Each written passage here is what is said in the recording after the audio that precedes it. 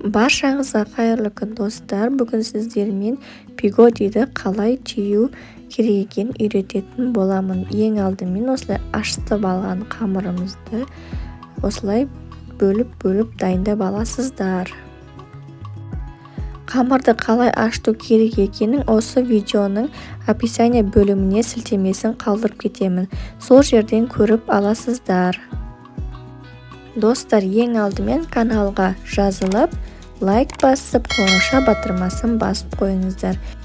Менің салған жаңа видеоларымды ең бірінші көргіңіз келсе, қоңырауша батырмасын все дегенге қойып қойыңыздар. Сол кезде сіздерге бірінші болып барады.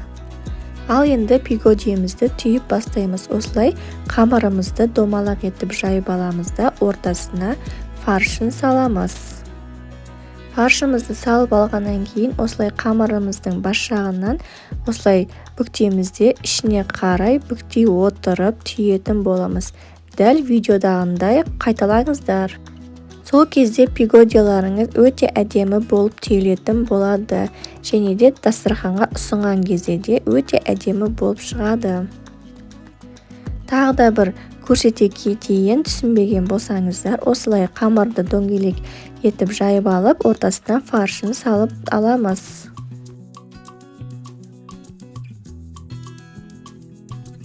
Осылай бас жағынан қысып ұстаймыз да, қамырымызды ішке қарай бүктей отырып түйіп аламыз. Басында жасаған кезде қолдарыңыз үйренбеуі мүмкін, одан кейін уже қолдарыңыз үйреніп кетеді. Сол кезде тез түйетін боласыздар. Егер де сіздер жаңа көрермен болсаңыздар, менің каналыма жазылып алыңыздар. Менің каналымда көптеген кешкі ас, түскі ас, таңғы ас және де тәтті торттар түрлері, пирогтар, салаттар, компот жабу түрлері бар. Өзіңізге керек видеоларды таппай жатсаңыздар, мен плейлист бөліміне әрқайсысын бөліп салып қойдым. Сол жерден оңай таба аласыздар.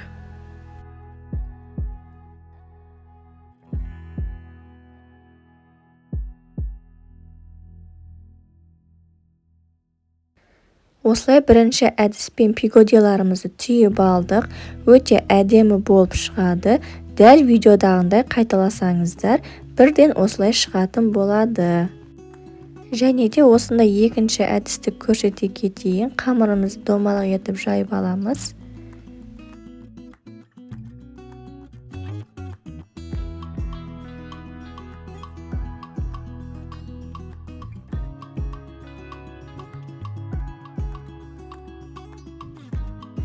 Фаршымызды ортасына салып дайындап аласыздар. Одан кейін қамырымызды дәл ортасына осылай бүктейсіздер де ортасынан бастап екі шетінен ала отырып түйіп аласыздар. Бұл әдісі енді өте оңай. Осылай түйсеңіздер де болады.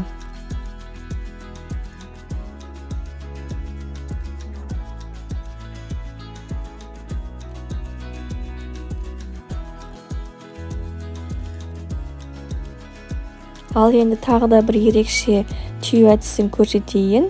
Үшінші әдісіміз осылай домалақ етіп жайып алып, ортасына фаршын саламыз.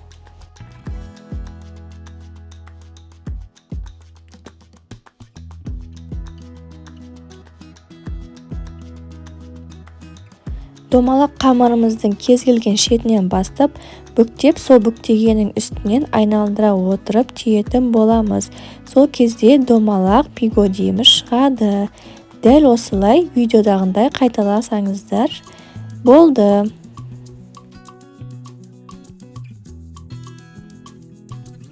Осылай өте әдемі, ерекше болып шығатын болады.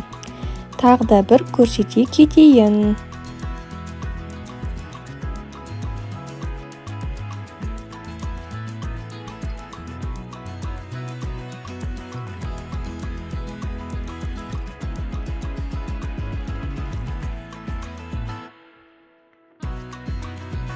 Осылай қамырымызды жайып, фаршын салып алғаннан кейін кез келген жерінен бастап бүктеп, соны айналдыра отырып түйесіздер.